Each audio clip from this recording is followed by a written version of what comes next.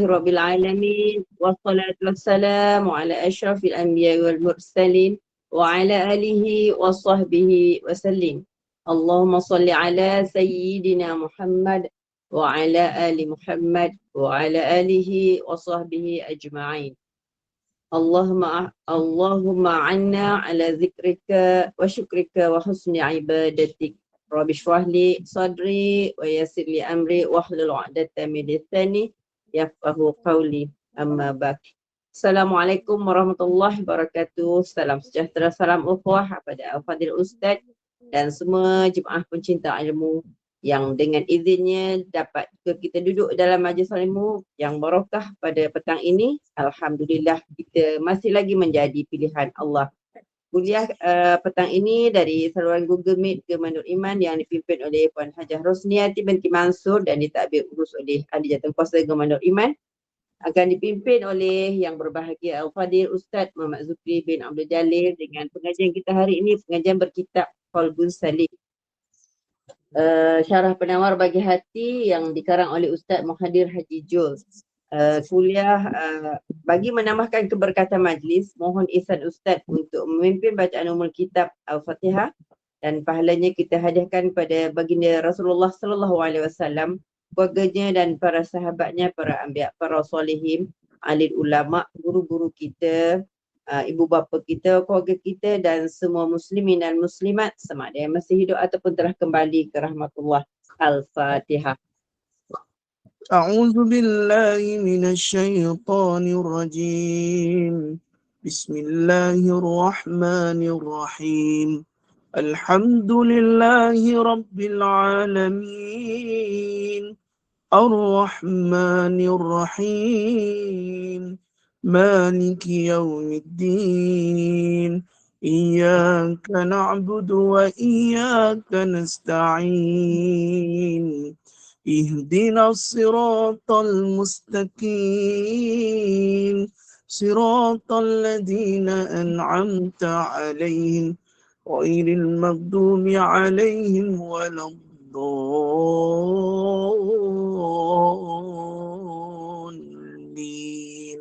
آمين. Amin amin ya rabbal alamin. Dengan ini saya menyerahkan majlis ini kepada Al-Fadhil Ustaz untuk meneruskannya dengan segala hormat dan penuh takzim. Dipersilakan Ustaz. أعوذ بالله من الشيطان الرجيم بسم الله الرحمن الرحيم الحمد لله رب العالمين والصلاة والسلام على أشرف الأنبياء والمرسلين وعلى آله وصحبه أجمعين أما بعد فيا عباد الله اتقوا الله أوصيكم وإياي بتقوى الله فقد فاز المتقون. Alhamdulillah yang dihormati sahabat takbiran Gemanur Iman yang saya muliakan, ayah-ayah, ibu-ibu yang dirahmati Allah Subhanahu wa taala, apa kabar semuanya, sihat ke? Alhamdulillah. Pertama dan selamanya setinggi-tinggi syukur pada Allah Subhanahu wa taala dengan izin dan kasih sayangnya dapat lagi kita berkumpul pada petang ini, petang Jumaat yang barakah, dalam membicarakan kitab kita Qalbun Salim, hati yang sejahtera, insya-Allah. Ibu-ibu yang dirahmati Allah dan juga ayah-ayah yang dikasihi oleh Allah, sebelum kita mulakan kuliah kita ambil sedikit masa untuk mengambil waktu mana Nabi SAW menyebut tempat yang mustajab berdoa, iaitu setelahnya pada waktu asar hari Jumaat, insya-Allah. A'udzubillahi minasyaitonirrajim. Bismillahirrahmanirrahim. Alhamdulillahirabbil alamin wassalatu wassalamu ala asyrafil anbiya'i wal mursalin wa ala alihi wa sahbihi ajma'in. Allahumma inna nas'aluka ridhaka wal jannah wa na'udzubika min sakhatika wan nar. Allahumma innaka 'afuwun karim tuhibbul afwa fa'fu anni. Allahumma inna na'udzubika min jahdil bala wa darkis syaqa wa su'il qada wa syamatatil a'da. Allahumma inna na'udzubika minal baras wal junun wal izama min sayyi'il asqam. Allahumma inna nas'aluka ridhakal jannah wa na'udzubika min sakhatika wan nar. Allahumma innaka 'afuwun karim tuhibbul afwa fa'fu anna. Rabbana hab lana min azwajina wa zurriyyatina qurrata a'yunin waj'alna lil muttaqina imama. Ya Allah, ampun dosa kami, ya Allah, dosa kedua ibu bapa kami, dosa ahli keluarga kami, dosa isteri kami dan dosa suami kami, ya Allah. Ya Allah, ya Rahman, ya Rahim. Hari ini, ya Allah, Kau berikanlah kepada kami kegembiraan, jauhilah kami daripada satu berita yang kami tidak ingin dengar, ya Allah. Ya Allah, ya Rahman, ya Rahim. Panjang usia kami, ya Allah. Berkatilah hidup kami, ya Allah, dengan ketaatan, kebaikan. Berikanlah pada hari ini, ya Allah, hari yang kami jadikan hari untuk kami melakukan sebaik-banyak ibadah kepadamu, ya Allah. Ya Allah, murahkan rezeki kami, ya Allah. Tambahkan rezeki kami, ya Allah. Ya Allah, jika di antara kami yang di dalam masalah, ya Allah, kau selesaikanlah, ya Allah. Jika di antara kami yang di dalam kemiskinan, ya Allah, kau permudahkan urusannya dalam mencari rezeki, ya Allah. Ya Allah, ya Rahman, ya Rahim, cukupkan keperluan kami, ya Allah. Berikanlah kecukupan dalam apa jua kehidupan kami, ya Allah, sampai saat kami ke liang lahat, ya Allah. Yang padamu, ya Allah, kami meminta, ya Allah. Yang padamu, ya Allah, kami berharap, ya Allah, bantulah kami dalam apa jua keadaan, sama ada suka dan duka, ya Allah. Rabbana atina fid dunya hasanah wa fil akhirati hasanah wa qina azabannar. Sallallahu alaihi wasallam Muhammad wa ala alihi wasallam. Alhamdulillah rabbil alamin. Taqabbalallahu minkum minna wa minkum taqabbal ya karim. Abang rahmati Allah Subhanahu wa taala. Abang rahmati Allah Subhanahu wa taala. Alhamdulillah. Terima kasih kepada yang berbahagia, pengurusan Gubernur Iman atas kuliah ini. Alhamdulillah. Saya sebelum saya memulakan kuliah pada hari ini, saya want to share one words. Mungkin kita boleh jadikan sebagai kekuatan dalam diri kita, yang mana Syekh Ibn Athaillah As-Sakandari menulis dalam satu kitab hikam, apa katanya, suka dan duka adalah rahmat Allah. Okay, baik. Kenapa saya suka sebut benda ni? Sebab tak ada orang yang akan lalui hidupnya setiap hari itu dengan suka. Dan tak ada orang yang akan melalui setiap harinya itu duka. Maka dalam hidup kita, suka dan duka, benda itu adalah rahmat. Okay? One word yang kita akan ambil dalam hidup kita hari ini, suka dan duka adalah rahmat, kan? Sebab hari ini ada orang yang hidupnya Allah beri dengan kesukaan, dengan kegembiraan. Tapi hari ini Allah uji mereka dengan kedukaan. Maka semuanya bersilih ganti. Maka apa yang terjadi, semua itu rahmat Allah. InsyaAllah kita akan rasa tenang, kita akan rasa bahagia. Bila hari ini Allah hantar kita satu benda yang mendukakan, apa pun ungkapan yang kata guru kami, terima kasih ya Allah.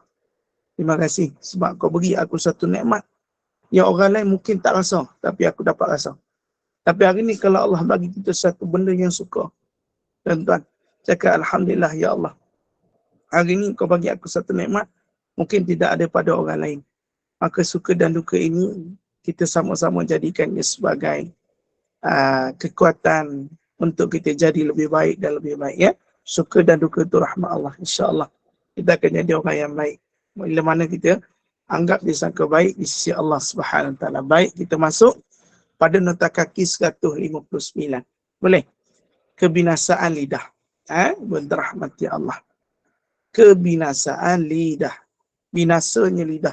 Lidah kita ni Allah jadikan ada sebab. Bukan suka-suka Allah jadikan. Nampak? Kalau tak ada lidah kita, contoh lidah kita tak ada apa jadi, kan? Tidak nak cakap pun tak boleh. Kan? Nak cakap pun tak boleh. Kalau tak ada lidah, kan? Tapi Allah jadi lidah ni ada baik ada buruknya. Buruk kita jangan buat, hak baik tu kita buat. Boleh? Dan tuan-tuan rahmati Allah. Batu ulama tulis dalam ni, tuan-tuan dan rahmati Allah.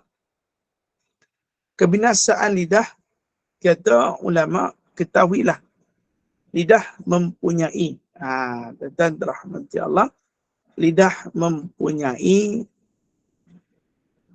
kebinasaan yang banyak. Binasa ni datang daripada lidah. Tetapi cukuplah engkau menjauhkan diri daripada semua kebinasaan, kan? Tersebut dengan beramal dengan satu ayat Al-Quran yang mulia. Manakala Allah Ta'ala firman dalam Quran, A'udzu billahi minasyaitonir rajim. La khaira fi katsirin min najwahum illa man amara bisadaqah aw ma'ruf aw islahin bainan nas. Sadaqallahul azim. Okay, buka muka surat sebelahnya, kata Allah apa? Tidak ada kebaikan pada kebanyakan bisikan-bisikan. Bisikan-bisikan ni dalam tafsir mengatakan sebaik-baik ungkapan.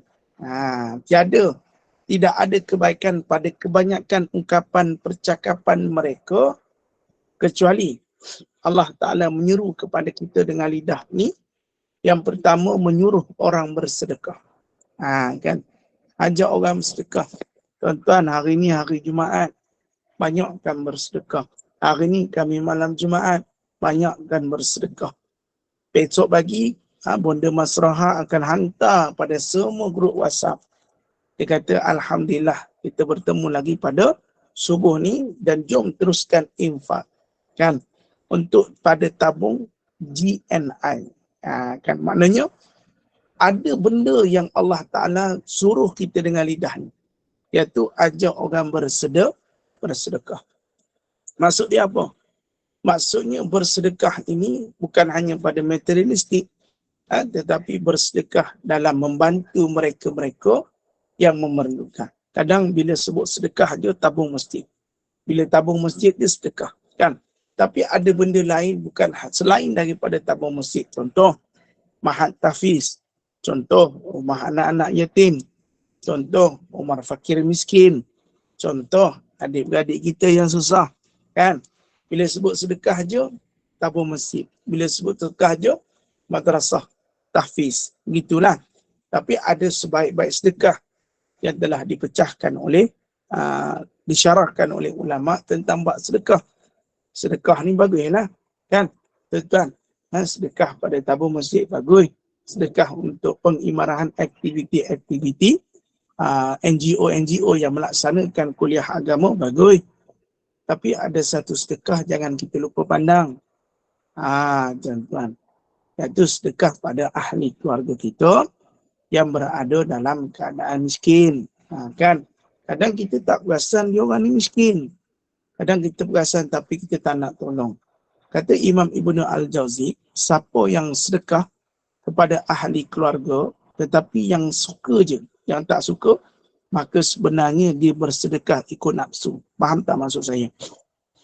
Dalam keluarga tu, ada 8 beradik. 8 beradik ni tak semua satu kepala. Biasalah adik-beradik kan, tak semua ngam. Jangan jadikan tak ngam tu sampai kita melupa dia adik-beradik kita. Kan? Bila yang kita nak sedekah ni, yang ngam dengan kita je kita sedekah. Yang tak ngam kita tak sedekah.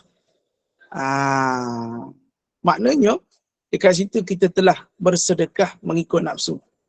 Sebab kita bersedekah yang baik dengan kita, yang tak baik kita tak ngam. Lepas tu Nabi ajak pada kita sebaik-baik sedekah adalah sedekah pada orang yang tak baik dengan kita. Yang kita tak suka. Sebab apa? Dekat situ dapat 2 pahala. Yang pertama, pahala sedekah. Yang kedua, pahala silaturahim. Sebab tu bila bersedekah pada orang lain, kita dapat pahala sedekah. Tapi kalau kita sedekah pada ahli keluarga kita, kita akan dapat 2 pahala. Satu sedekah, pahala sedekah. Yang kedua, pahala silaturahim. Nampak tuan-tuan? Sebab tu tapi, macam kita lah yang saya katakan. Ada kalanya kita ada saudara ataupun adik-beradik yang tak berkemampuan. Tapi kita menaulakan orang luar daripada adik-beradik kita. Kenapa? Mungkin satu benda tak sepahaman. Kan? Mungkin satu benda tak sepahaman. Lepas tu mungkin ada satu benda yang menyebabkan kita tak baik, tak ngam. Kan? Maknanya kita tak nak tolong. Maknanya kita sedang ditipu oleh syaitan supaya kita sedekah orang baik dengan kita je. Sedangkan orang yang tak baik tu pelih. Kita lebih bagi lebih. Sebab apa? Ini sesuatu yang baik untuk kita amalkan. Dapat pahala silaturahim, dapat pahala sedekah insya-Allah. Sebab tu mulut kita ni ajak orang bersedekah. Bantu orang. Kan? Macam seperti mana saya sebutlah, kita punya Gema Nur Iman ni kebanyakan memerlukan infak daripada jemaah-jemaah.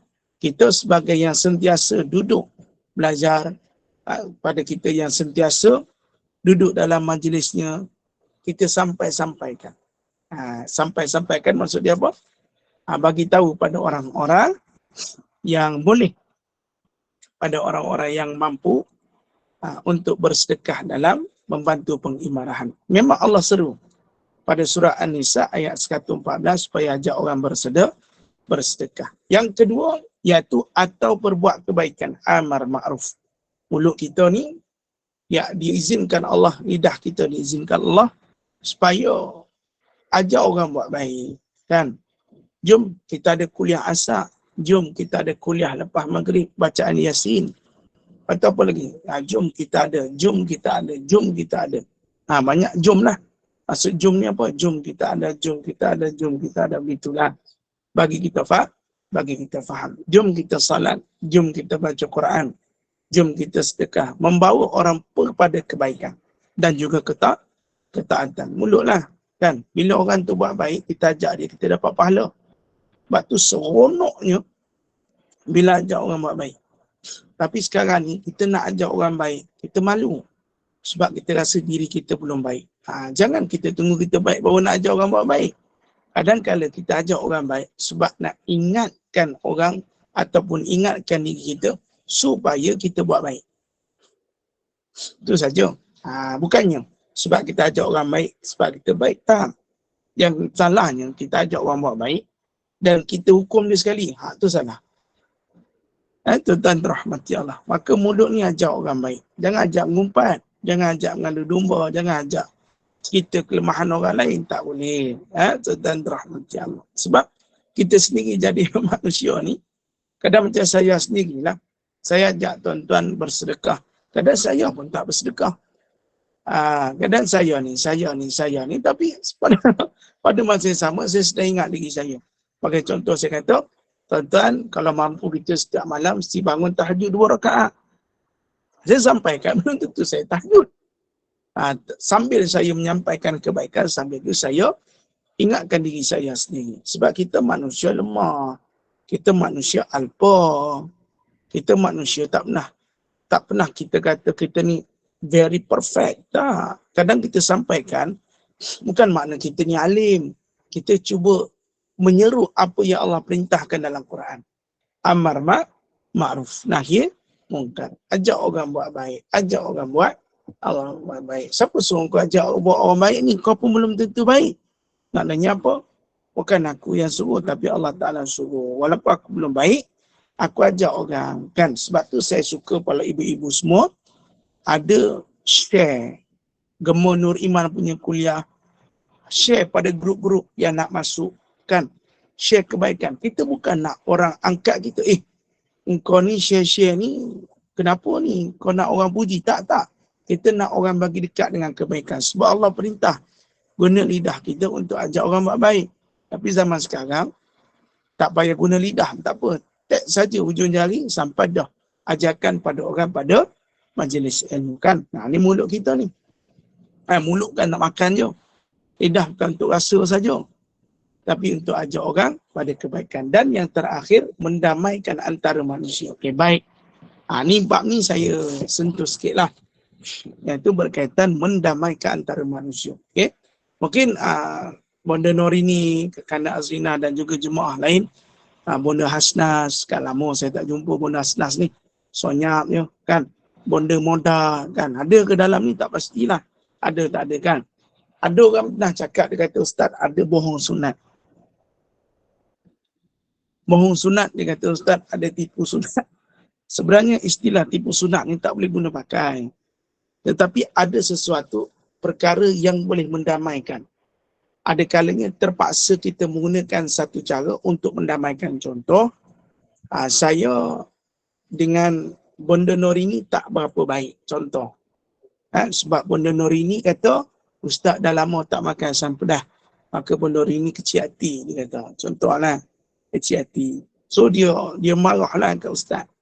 Lepas tu Kakanda Azrina datanglah pada Bonda Norini, dia cakap apa? Bonda N, Ustaz Zukri minta maaf.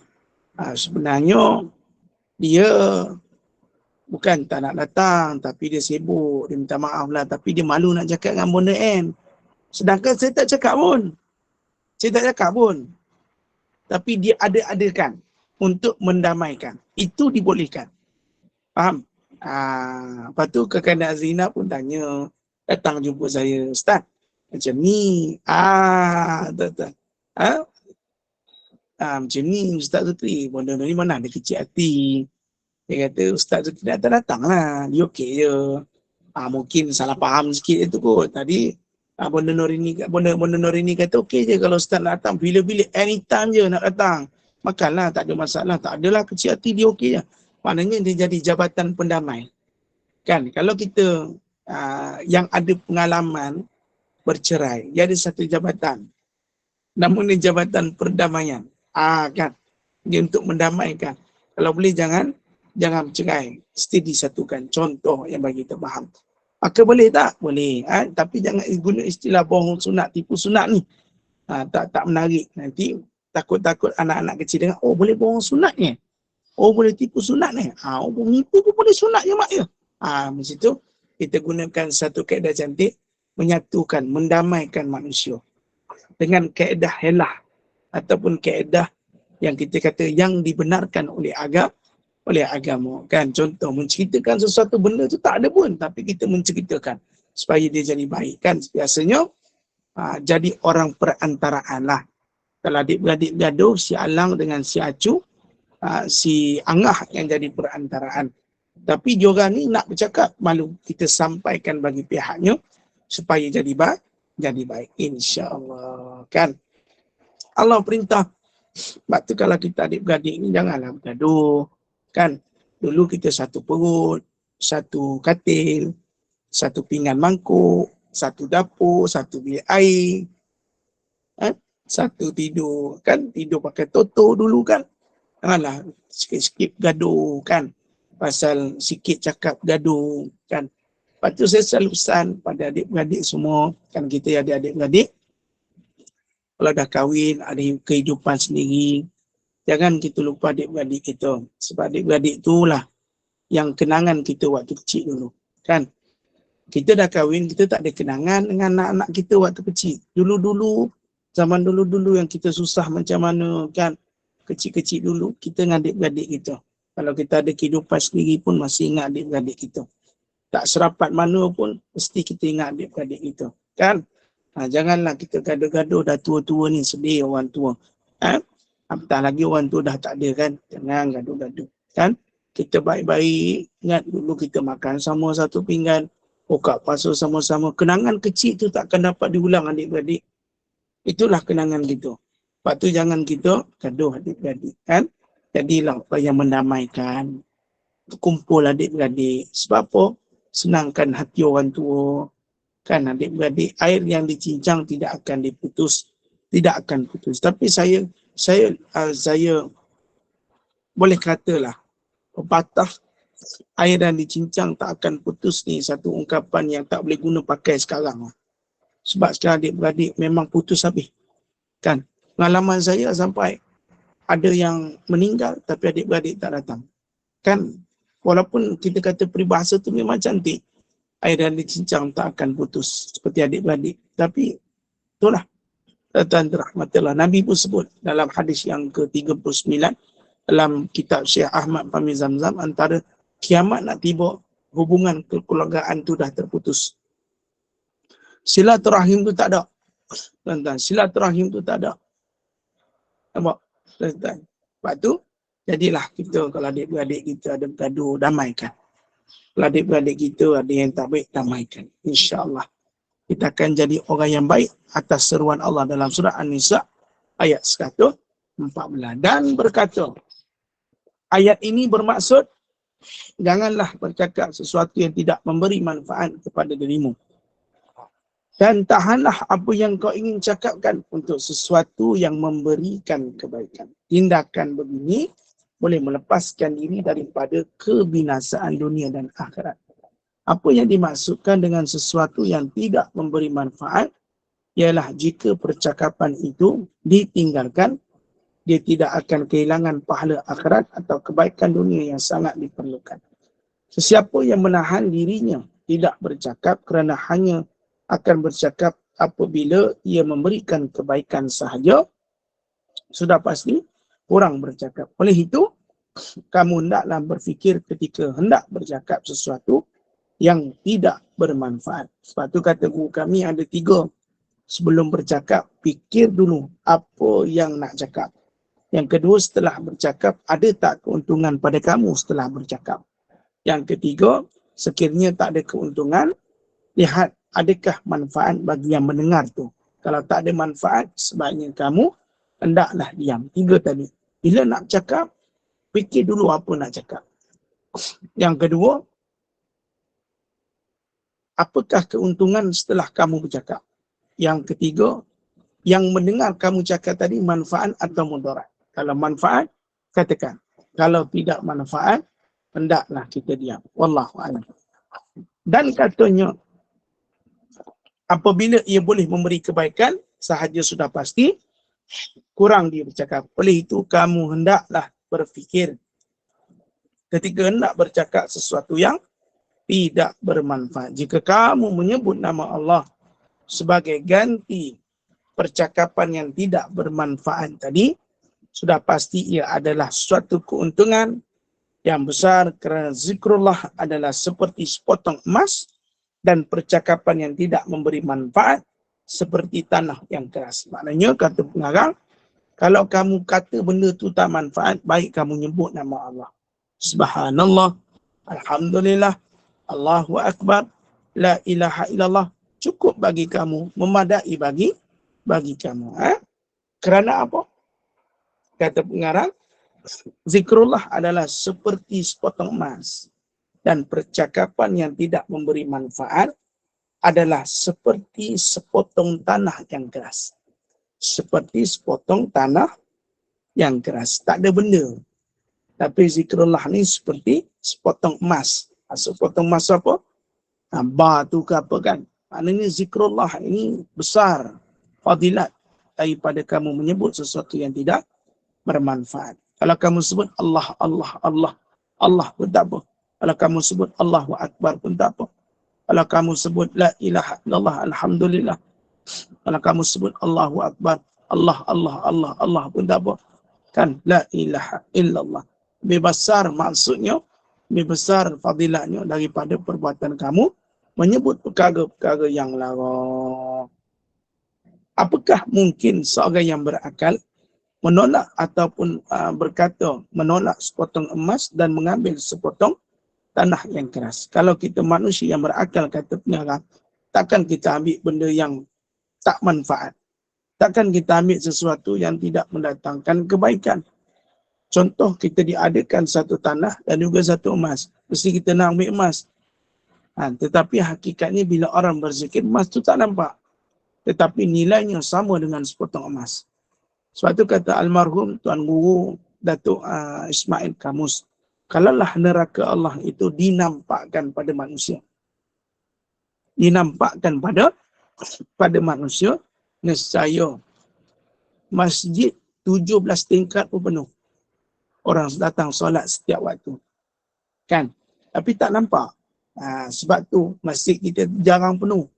Yang penuh ada 3 saja. Salat Aidul Adha, salat Aidul Fitri dan juga salat Jumaat. Sebab tu kata Buya Hamka, kalau kamu nak tengok orang Islam, 3 solat tadi. Tapi kalau kamu nak tengok orang mukmin, lihatlah pada solat subuhnya. Masya Allah, tabarakallah. Kan warasnya. Warasnya contoh tuan-tuan. Cerita drama dan juga solat. Orang yang berakal, dia akan ambil solat. Sebab pahala besar. Mendahulukan. Sebab Nabi kata, afdalul amal, iaitu solat awal waktu. Solatlah awal waktu. Tapi kita rasa lebih baik tak solat dulu. Sebab solat ni boleh dilewatkan selagi tak masuk waktu. Mana kita orang berakal atau sebaliknya. Kan? Kalau kita orang berakal, mesti kita ambil apa yang Nabi sebut. Tapi kita tak ambil apa yang Nabi sebut. Kita lebih ambil pada cerita drama tadi. Lepas tu dah habis drama, baru kita solat. Maknanya, akal kita lebih pada dunia, cenderung pada akhirat. Jika percakapan itu dosa, maka dia telah rugi kerana menolak emas dan mengambil api. Dan ia adalah kerugian yang sangat besar. Api adalah perumpamaan untuk percakapan yang ada dosa. Seperti mengumpat, menghina orang lain, berbohong, mengadu domba, membuat fitnah dan lain-lain. Percakapan yang mendatangkan api. Maksud dia apa? Iaitu mengumpat, menghina orang lain, berbohong, mengadu domba, membuat fitnah dan lain-lain. Ini paling kita takut. Percakapan ini membawa api. Api itu merujuk kepada neraka Allah. Kalau hari ini kita ada mengumpat, buang. Kalau hari ini kalau kita ada menghina orang lain, buang. Kalau kita ada berbohong, bohong ni bukan satu orang je buat. Kadang bohong suami, bohong isteri. Kadang mengadu domba, membuat fitnah. Macam-macam daripada mulut kita keluar ni, tuan-tuan, boleh membawa kepada neraka Allah Subhanahu wa ta'ala. Okey, jelas. Okey, kita masuk nota kaki 179. Kalau kitab saya muka surat 161. Tambih. Dia kata jangan jadi batu api. Batu api ni maknanya ngadu domba lah. Ngadu domba cakap sini, cakap sana. Lepas tu melaga-lagakan orang.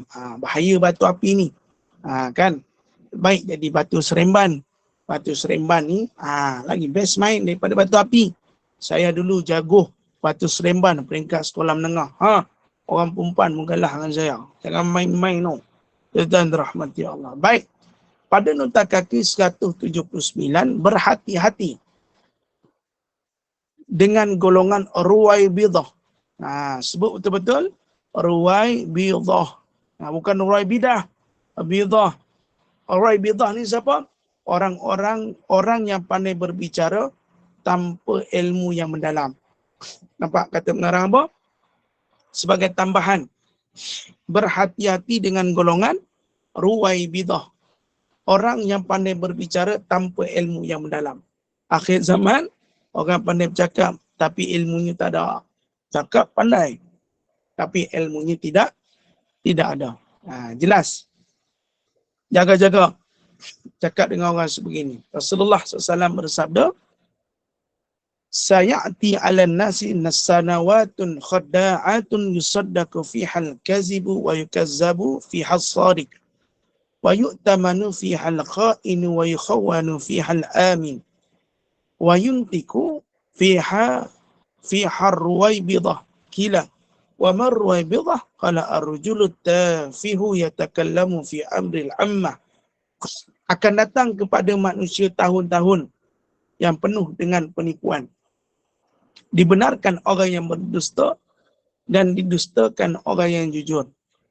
Dipercayai orang yang khianat dan dikhianati orang yang amanah. Serta orang Ruwaibidah telah berani angkat suara. Ditanyakan kepada Rasulullah, siapakah Ruwaibidah? Dan katanya, itu baginda menjawab, orang yang tidak tahu apa-apa tetapi berani berbicara masalah umum semasa. Maksud dia apa? Bukan pada ahlinya. Bila ada satu perkara, dia nak cakap. Bila ada satu perkara, nak bercakap. Faham maksud saya? Sekarang ni tuan-tuan, orang suka buat create content. Create content apa?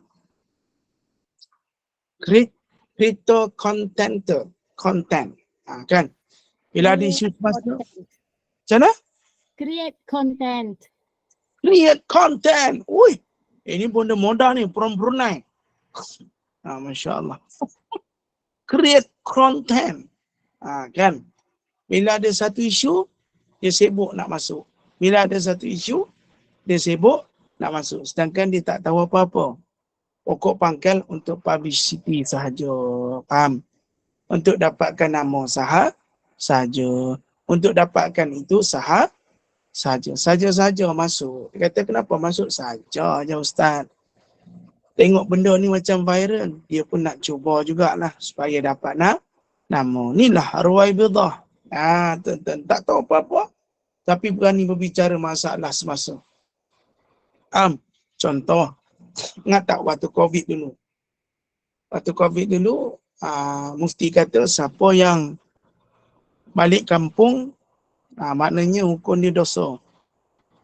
Kan berdosa besar. Lepas tu, netizen pun kata, selama aku belajar ni, tak pernah aku belajar siapa balik kampung dosa. Dia faham tak apa maksud Mufti tu? Membawa satu-satu mudarat. Itu tak boleh. Kalau kamu balik kampung, kamu bawa virus COVID. Maka kamu penyebab mudarat. Faham? Sebab tu orang kata, apalah mufti. Mufti pun dia salah kan. Padahal dia tak tahu yang mufti cakap tu asal-asal usul fiqh. Hukum-hukum saat mendatangkan mudarat pada orang lain. Contoh, tuan-tuan demam ataupun tuan-tuan batuk sesama. Tuan-tuan pergi batuk kat orang. Orang suka tak? Orang tak suka. Sebab akan menjadikan kita ni sakit, orang lain sakit. Sebab kita. Contoh isap rokok. Isap. Patut orang lain dapat penyakit. Dosa tak? Dosa lah. Kita pembawa mudarat. Kan? Pembawa mudarat. Sebab tu kita tak boleh bawa mudarat pada orang. Kalau bawa mudarat pada orang, dosa. Faham? Pergi isap rokok. Kena pula ibu mengandung sebelah. Itu. Kena pada ibu mengandung. Patut mudarat pada kandungan. Dosa tak? Dosa. Ada isu-isu semasa. Kalau bukan kita, tuan-tuan dan terhormati Allah. Tuan-tuan, bukan kita pada orang yang perlu bicara. Lebih baik senyap. Tapi Ruwaibidah ni banyak golongan di akhir zaman. Suka cakap hal semasa padahal dia tak tahu apa-apa. Inilah golongan Ruwaibidah. Kena jaga. Kena jaga-jaga. Golongan ni banyak di akhir zaman. Bukan dia sibuk cakap. Kan? Bukan dia tapi dia sibuk cakap. Tuan-tuan ibu dan rahmati Allah. Sekalipun keadaan moden, hukum agama, hukumnya takkan berubah. Quran takkan berubah. Sekalipun hukum itu adalah hukum daripada agama. Tuan-tuan dan puan-puan rahmati Allah. Baik. Catatan. Ar-Ruwaibidah adalah sirah tasghir. Bagi Rabidah. Ni kita belajar Arab sikit. Sirah tasghir. Rabidah dan ta marbutah di akhirnya bagi menunjukkan mubalaghah. Ini bahasa Arab. Ar-Rabidah ialah seorang yang lemah dan tenggelam dalam hal-hal keduniaan dan sentiasa menginginkannya. Sirah tasghir bagi Rabidah dan tak marbutah. Ta marbutah tu ta belakang tu. Kalau ta biasa begini, dia ta marbutah merujuk, menunjukkan mubalaghah. Ar-Rabidah ialah seorang yang lemah dan tenggelam dalam hal-hal keduniaan dan sentiasa menginginkannya. Mereka ni lemah tapi menenggelamkan diri mereka dalam dunia. Sebab tu mereka ni sibuk ambil tahu sedangkan mereka tak tahu apa-apa. Ada jenis orang bila dengar satu isu, benda dia sibuk. Tapi bila orang cerita bab Quran, cerita bab hadis, cerita bab neraka syurga, dia tak taksub. Tapi dia taksub dengan benda dunia. Dan dia suka masuk dengan benda dunia sekalipun benda tu tak ada manfaat bagi dia. Inilah golongan Ruwaibidah. Amalan zikir di akhir zaman. Habib Alawi Muhammad Al-Haddad berkata, hendaklah seseorang pada zaman ini. Faedah, nampak amalan zikir di akhir zaman. Kata Habib Alawi bin Muhammad Al-Haddad, hendaklah seseorang pada zaman ini membanyakkan membaca surah Al-Falaq dan surah An-Nas. Surah Al-Falaq dan surah An-Nas. Macam mana surah Al-Falaq? A'udzu billahi minasyaitonir rajim. Bismillahirrahmanirrahim. Qul a'udzu birabbil falaq min syarri ma khalaq wa min syarri ghasikin idza waqab wa min syarri naffasati fil 'uqad wa min syarri hasidin idza hasad. Surah Al-Falaq menceritakan tentang dengki hasad. Dengkinya manusia kepada kita. Dan surah An-Nas, Qul a'udzu birabbin nas, malikin nas, ilahin nas, min syarril waswasil khannas, alladzi yuwaswisu fi sudurin nas, minal jinnati wan nas. Kata Habib Alawi bin Muhammad Al-Haddad, kena banyak baca sebagai wirid antara keduanya kerana zaman ini banyak syaitan, termasuk bisikan-bisikan yang tidak baik. Tuan rahmati Allah. Kata Imam beliau Habib Alawi bin Muhammad Al-Haddad selalu mengijazahkan untuk membanyak menyebut nama Allah Ya Latif. Buka muka surat 162 di belakangnya di bawah. Dan juga kata Habib Alawi bin Muhammad Al-Haddad mengijazahkan. Selalu mengijazahkan. Mana kalau orang ijazahkan, contoh saya kata bahawasanya Habib Alawi bin Muhammad Al-Haddad selalu mengijazahkan untuk menyebut nama Allah Ya Latif, Ya Latif, Al-Latif, Al-Latif 129 kali setiap hari. Zikir Ya Latif 129 kali setiap hari. Dan dirahmati Allah. Faham? Ya Latif 129 kali. InsyaAllah. Maknanya bila diijazahkan kepada kita, perkataan yang kita sebut, ana qabiltu. Saya terima. Ana syekh ijazah pada kita, baca sehari 129 kali, mana ungkapan yang terbaik kita sebut, ana qabiltu. Saya terima. Maknanya, mulai hari ini, Latif yang maha lembut. Latif ni lembut. Iaitu lembut. Yang maha lembut. Lemah lembut. Qabiltu ya Ustaz. Maknanya kalau saya kata Habib Alawi bin Muhammad ada selalu mengijazahkan banyak menyebut nama Allah Al-Latif satu hari 129 kali, maka yang menerima kena sebut ana qabiltu. Qabiltu maknanya saya terima. Maknanya ijazah ini amalan yang sampai bersanad sampai pada muallim guru-guru kita. InsyaAllah. Maka kalau kita dah menerima ijazah ni, mana kita kena beramal lah. Setiap satu hari 129 kali ana qabiltu. Dan pada nota kaki di atas, termasuk dalam perkataan tidak memberi manfaat ialah bercerita tentang permusafiran. Antara perkataan yang tidak memberi manfaat ialah bercerita tentang permusafiran. Permusafiran ni maksud apa? Perjalanan jauh kita. Jenis makanan di setiap tempat, segala adat, tingkah laku manusia serta cara perniagaan dan perusahaan yang dijalankan oleh penduduk di suatu tempat. Perkara-perkara ini telah dibicarakan oleh ramai orang. Contoh yang tak memberi manfaat adalah tentang permusafiran. Tak bermanfaat ni bukan bermakna maknanya tak boleh cakap, tapi tak mendatangkan apa-apa. Kan? Contoh, kalau datang manfaat, jenis makanan di setiap tempat. Kita pun cerita makanan macam ni, manfaat tak segala adat, tingkah laku manusia, serta cara perniagaan dan perusahaan yang dijalankan oleh penduduk di suatu tempat. Perkara-perkara inilah yang selalu dibicarakan oleh orang ramai. Maka dia termasuk perkataan yang tidak memberi manfaat, tetapi boleh kita katakan sebagai modal untuk cakap kerana ia bukan sesuatu yang mendatangkan buruk pada orang yang bercakap. InsyaAllah. Kita berhenti takat tu dulu. Ada tak pertanyaan soalan daripada ibu-ibu sebelum kita masuk ke burukan lidah, atau tadi kita dah masuk ke binasaan? Kita nak tanya, mungkin ada ibu-ibu nak tanya tentang apa yang saya sebut sebelum ini. Mungkin, ya silakan. Tak dengar. Kalau yang Ustaz kata share tentang makanan, pengalaman semua tu, kalau kita share dengan niat untuk berkongsi yang pengetahuan yang kita jumpa kat sana satu tempat tu yang boleh membawa orang tu kepada kebaikan. Niat kita macam tu. Adakah ia sesuatu yang tak berfaedah juga? Okey, terima kasih sebab tanya. Sebab tu saya kata keuntungan.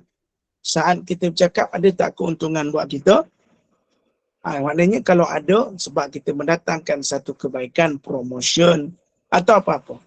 Dan juga kalau manfaat bagi yang mendengar, itu pun jadi lebih baik. Contoh permusafiran. Permusafiran ni ada benda yang kita boleh cerita, ada benda yang tak boleh cerita. Contoh, kalau kita bermusafir di bumi Mekah ataupun di bumi Madinah, kita pun cerita.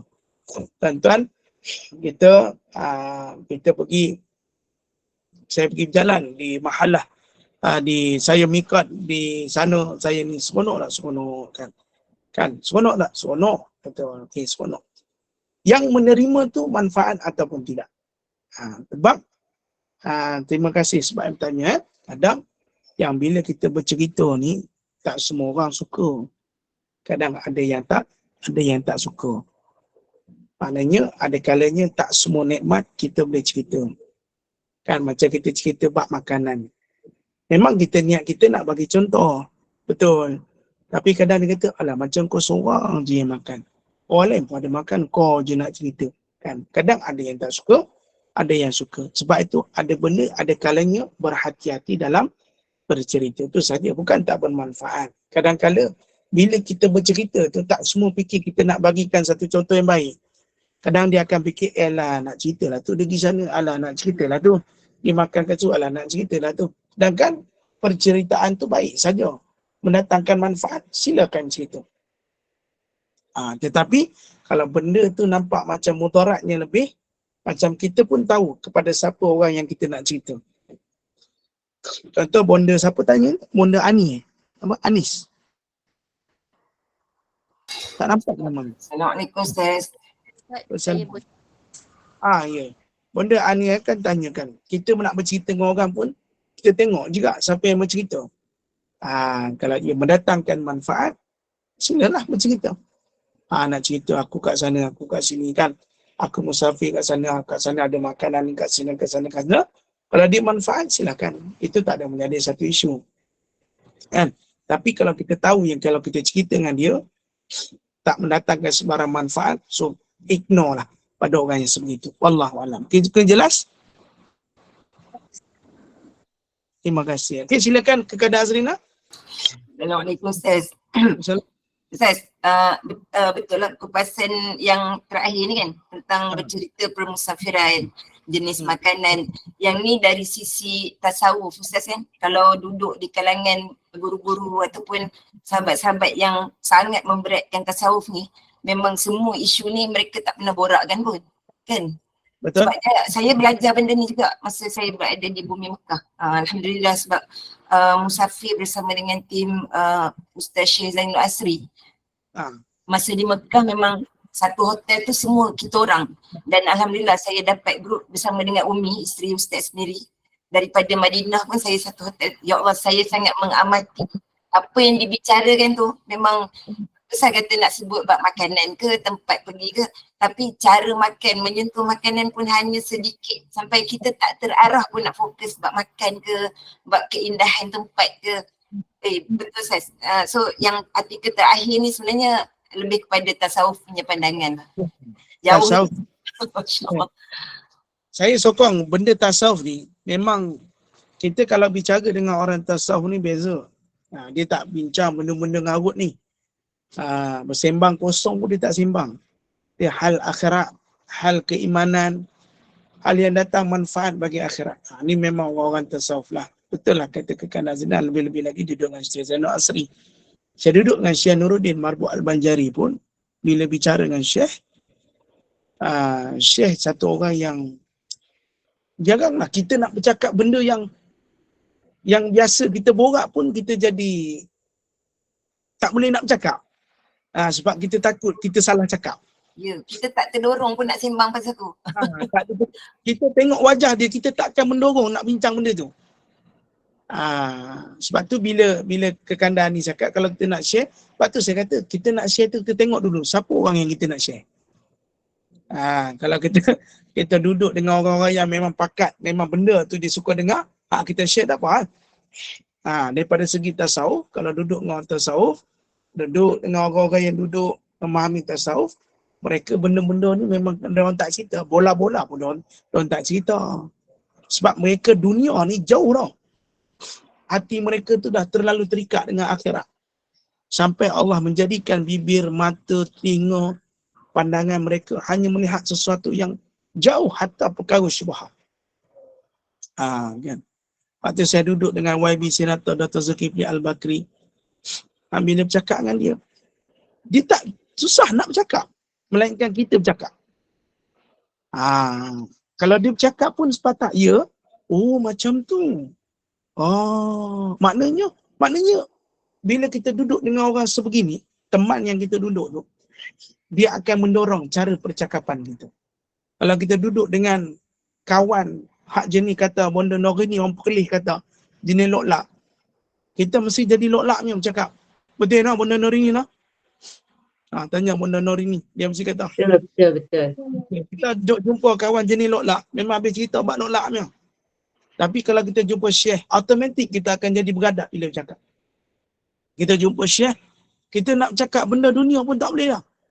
Sebab dia tahu, kita tahu orang ni jenis bukan cerita lagu tu. Tuan-tuan.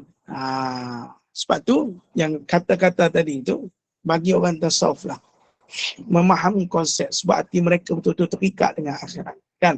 Tapi kita ni kalau kita dah berjumpa kan, kita dah jumpa kawan kita pula, kawan universiti kan, kawan universiti, kawan-kawan sekolah menengah. So kita nak cerita beragama ni macam not suitable lah. Kan kita akan cerita benda yang kita cerita tadi. Yang kita cerita tadi, kita akan cerita, kau ingat tak siapa tu? Kau ingat tak tu? Alah dulu siapa tu dah kahwin dulu. Kita akan cerita begitu. Okey? Jelas. Tapi bila kita dah jumpa orang yang tasawuf, memahami agama lebih mendalam, macam Syekh Zainul Asri, Syekh Nuruddin Marbu Al-Banjari, orang-orang yang mata hatinya tu akhirat, secara automatik kita tak boleh nak bercerita. Kita tengok muka dia, nak cerita pun jadi segan. Inilah orang kata, orang-orang yang tasawuf, Allah menampakkan tasawuf pada diri mereka, mata mereka, hingga pandangan mereka. Nak bicara satu benda yang dunia pun kita jadi, cerita-cerita bab makan ni bukan cerita dengan dia orang. Contoh rahmat Allah. Wallahualam. Tetapi, sewaktu saya duduk dengan Syekh, apa isu semasa pun kita cerita, dia terima. Sebab, mungkin boleh dikaitkan dengan sesuatu isu dalam kuliah. Isu-isu semasa. Maknanya, berkaitan-berkaitan yang dapat memberi manfaat, Syekh akan dengar. Itulah kelebihannya. Sebab tu, betul. Diorang tak menolak Ustaz. Kalau diorang dengar macam kita sembang borak-borak tu kan, mereka tak menentang, mereka menghormati je. Betul. Saya setuju, betul. Betul? Sebab tu kena jumpa orang-orang macam ni. Tapi kalau jumpa dengan saya, habis nolak. Tapi kalau saya dengan Syekh saya, ibu-ibu tengok, oi betul kau Ustaz Zukri lagu ni. Dia lain sikit. Tapi apa-apa cara sekalipun, kita kenal diri kita. Kita tak boleh jadi orang lain. Kita kenal diri kita. Kita tahap mana? Kan? Kalau tahap lagu tu lah. Tapi, apa pun percakapan kita, jangan sampai kita terpesong pada satu mendatangkan dosa yang besar pada diri kita, insyaAllah. Terima kasih kerana Zina sebab berkongsi dan kita boleh masuk bab. Ada soalan lagi? Ada 3 minit lagi? Assalamualaikum Ustaz.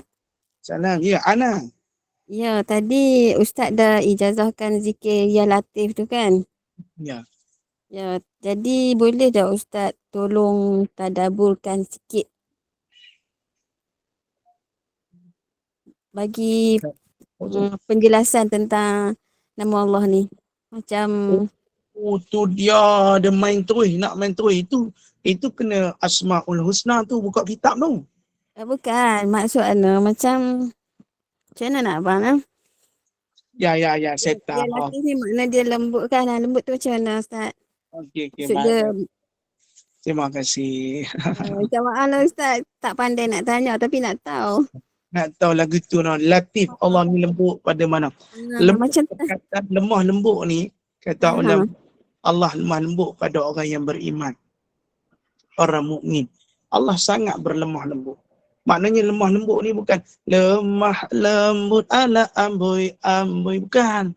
Kasihnya Allah tu, kelembutannya Allah tu sangat-sangat, kita kata penuh dengan satu orang takkan dapat kelembutan Allah tu, melainkan bagi mereka yang mukmin dan juga orang yang beriman. Satu lagi, nama sifat lembut ni dalam kitab Asmaul Husna, kita boleh mengamalkannya.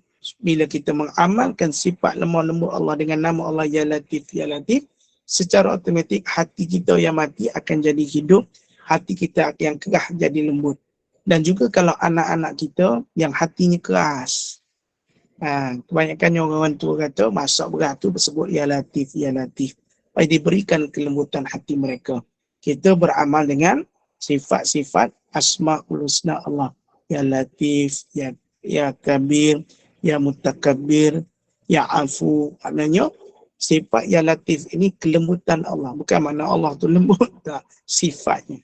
Pada nama Asmaul Husna. Maknanya siapa yang mengamalkan hatinya tu menjadi lembut. Mendapat kelembutan maksudnya kemurahan Allah. Kasih sayang Allah. Sentiasa mendapat perlindungan. Lembut ni nak bahasa apa? Sebenarnya kalau kita mengaji tentang dirahmati Allah. Bila kita mengaji ni, sifat Ar-Rahman Allah ni, kita nak rungkaikan tu payah. Tapi bila latif, Allah lemah lembut ni bukan makna Allah tu lemah lembut macam manusia. Tak. Kasih sayang Allah tu, lemah lembut Allah ni sangat baik pada orang Islam, pada orang mukmin, pada orang beriman. Lemah lembut Allah ni. Sebab tu bila sebut tentang lemah lembut ada dalam kitab Asmaul Husna tu banyaklah rungkaiannya daripada sudut apa lemah lembut tu. Daripada apa. Cuma saya sebutkan pada orang beriman, orang yang mukmin, lemah lembut Allah ni sangat baik. Baiknya Allah pada orang beriman, pada orang mukmin. Sebab tu siapa yang zikir ya latif, ya latif, ya latif, melembutkan hati kita. Lebih lagi di akhir zaman, bila hati kita lembut, hati kita tak kerah, bicara kita akan jadi lebih baik. Tapi hati yang kerah, bicaranya agak kerah.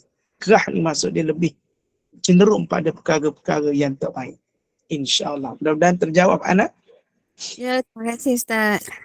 Sama-sama. Bagus, Ana. Ana. Ana ni saya dalam bahasa Arab. Ana. Ya, Entah. Ana. Tak kamu. Masya Allah. Terima kasih. Lepas tu zikir ya latif, lembutkan hati kita. Supaya hati kita dapat menerima nasihat. Supaya hati kita mudah untuk dilenturkan. Bila orang tegur, kita dapat terima. Tapi hati kerah ni bahaya. Orang tegur, tak boleh terima. Wallahualam. Terima kasih. Sebab tu bukan saya ijazah, no? Mak ayah semua saya bukan orang layak nak bagi ijazah. Orang alim ulama' je ijazah. Saya ni cerai. Kata Bunda Nori ni cerai. Orang Pening kata cerai. Kan? Tak boleh nak ijazah ke orang. Cuma saya baca Imam Abdullah Al-Haddad Muhammad Alawi ijazah pada kita. Mana kita sebut anak qabin tu baca selama 1 hari 129 kali. InsyaAllah. Wallahualam. Okay, Bunda dari ni kita tutup dulu. Saya pun nak pergi ambil anak. Okey, kita tutup sekarang. Alhamdulillah syukur pada Allah. Kuliah asar kita berjalan lancar dengan penjelasan yang jelas, dengan urusan lidah yang membawa kepada fitnah. Cukuplah yang membawa, cakaplah yang membawa kebaikan sahaja. Tinggalkan percakapan yang sia-sia yang membawa kepada dosa dan amalkan zikir yang disarankan. Moga semua ilmu yang disampaikan Ustaz memberi manfaat kepada semua jemaah dan dapat disebarkan kepada keluarga dan sahabat-sahabat kita yang terdekat. Dengan itu saya ucapkan terima kasih kepada Ustaz atas ilmu yang disampaikan. Terima kasih kepada semua jemaah dan saya mewakili Gubernur Iman. Mohon maaf anda ada kekurangan dalam majlis kita ini. Yang baik itu daripada Allah dan yang buruk itu adalah daripada kekurangan kami sendiri. Bagi menutup majlis, mohon Ustaz bacakan doa penutup tasbih kafarah dan surah Al-As dan saya akhiri dengan wabillahi taufiq wal hidayah. Assalamualaikum warahmatullahi wabarakatuh. Kita jumpa lagi pada kuliah maghrib dan kuliah isyak nanti insya-Allah. Terima kasih semua. Silakan Ustaz. A'udzubillahi minasyaitanir rajim. Bismillahirrahmanirrahim. Alhamdulillahirabbil alamin. Wassalatu wassalamu ala asyrafil anbiya'i wal mursalin wa ala alihi washabihi ajma'in. Allahumma inna nas'aluka ridhaka jannah wa na'udzubika min sakhatika. Allahumma innaka afuwwun karim tuhibbul afwa fa'fu anna.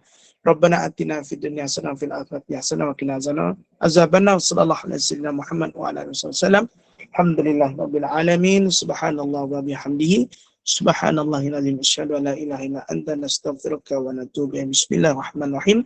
Wal 'asri innal insana lafi khusr illa alladziina aamanu wa 'amilus shalihaati wa tawassaw bil haqqi wa tawassaw bis sabr. Terima kasih semua. Jumpa lagi minggu depan dalam kitab Qalbun Salim. InsyaAllah. Terima kasih Ustaz.